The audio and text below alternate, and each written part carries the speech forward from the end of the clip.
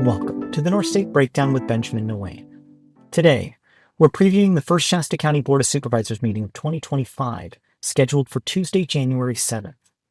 This meeting includes important organizational votes, funding proposals, strategic planning discussions, and updates to critical county policies. As always, community participation will be key in shaping the outcomes of these decisions. Let's break down the highlights. R1. Electing the chair and vice chair for 2025. The election of the chair and vice chair is traditionally a routine item, with leadership roles rotating amongst the supervisors to ensure equity and representation. However, Supervisor Kevin Cry hinted that he may seek to extend his term as chair for another year, a move unprecedented in Shasta County history. The most logical and traditional choice for chair is Chris Kallstrom, who is in his third year as supervisor and recently served as vice chair. For vice chair, elevating one of the newer supervisors, Alan Long, Matt Plummer, or Corky Harmon, would provide leadership balance and give fresh perspective to the board's direction. Cry's potential decision to retain the chairmanship would disrupt long-standing norms and raise questions about consolidating power and sidelining other supervisors. This decision will set the tone for governance in 2025, and residents should watch closely. R4. Employee of the Year recognition. Tim Lewis of the Information Technology Department will be honored as Shasta County's 2024 Employee of the Year. This recognition highlights Lewis's exemplary work in IT application support, a critical area in modernizing county operations and ensuring smooth technological functionality. These kinds of recognitions remind us of the invaluable contributions of county employees behind the scenes. R7. Countywide strategic planning. Supervisor Kevin Cry has proposed forming an ad hoc committee to draft a countywide strategic plan. On its surface, this initiative could offer much-needed direction for tackling issues like housing, public safety, and healthcare. However, Cry's track record raises concerns about whether this will result in meaningful policy development or political theater. The lack of details in the agenda packet about the plan's scope, timeline, or public involvement makes transparency and accountability critical. Residents should demand clarity on who will be included in the ad hoc committee? What specific challenges will the plan address? How public input will shape the plan? A countywide strategic plan could be transformative if done right, but it must prioritize community needs over political optics. R10. Funding for United Airline flights.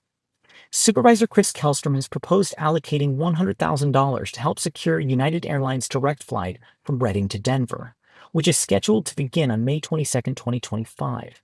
This funding would contribute to a broader $2 million minimum revenue guarantee, with other commitments already made by local entities like the Reading City Council. Proponents argue this flight will boost tourism and economic growth, but critics question the sustainability of such routes and the reliance of substantial public subsidies. Given the required 4/5 vote, public feedback could play a pivotal role in determining whether the funding is approved. Other notable regular calendar items. R5 and R6 are accommodations for the Sheriff's Canine, ACE, and the coroner staff, both being sponsored by Kallstrom. R9, R11, and R12 are transportation-related ordinances on speed zones and parking restrictions. Up next is the consent calendar. The consent calendar is traditionally reserved for non-controversial items that are acted on without much discussion. However, C21 stands out as a significant issue and warrants a separate consideration. C21 involves a $2.5 million settlement with former Sheriff's Captain Patrick Crawfaller, who filed a wrongful termination lawsuit after alleging retaliation for his whistleblower report on misconduct in the sheriff's office. According to investigative reporting by R.V. Schneid on a news cafe, Crawfaller's claims have both been supported and challenged by independent investigation. Critics argue that this settlement sets a risky precedent and diverts taxpayer funds, while supporters see it as an opportunity to close a contentious chapter in county governance. The settlement is a major decision with long-term implications and should be removed from the consent calendar for its own deliberation. C23, an Emergency Operations Plan update. This item was a late agenda add-on. Item C23 proposes an update to Shasta County's Emergency Operations Plan, the EOP, replacing the 2014 version. The updated plan reflects current federal and state regulations, including alignment with the National Incident Management System and standardized emergency management systems. The new EOP emphasizes preparedness for vulnerable populations, streamlining resource coordination during disasters, and improves interagency communication. It also formalizes the authority of the Director of Emergency Services to make non-substantive updates without board approval, enhancing flexibility, but requiring continued oversight. This update is a significant step in improving Shasta County's disaster preparedness. Residents are encouraged to review the plan to understand its impact and ensure that it addresses community-specific needs. Here are some other notable consent items. C8 through C13 are contracts supporting youth mental health and housing programs. C19 is approval of $45,000 for alternative custody programs. C22 are salary adjustments for healthcare workers to comply with minimum wage increases. Now, next up is the public comment period, an essential part of every board meeting, giving citizens the opportunity to share their questions, comments, or concerns with the supervisors. Each speaker is allotted up to 3 minutes to address matters within the board's purview, whether related to the items on the agenda or broader county issues. This is your chance to make your voice heard and bring attention to the topics that matter most to you.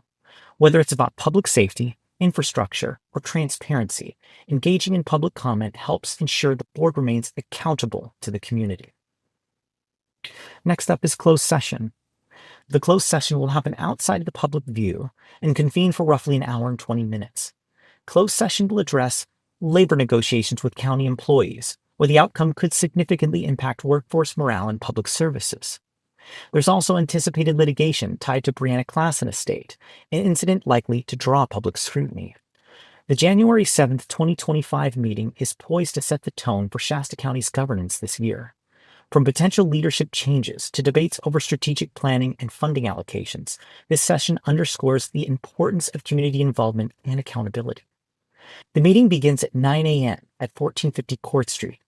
Whether in person or via emailed comments, it's vital to ensuring that decisions reflect the interests of Shasta County residents. And that's the agenda preview.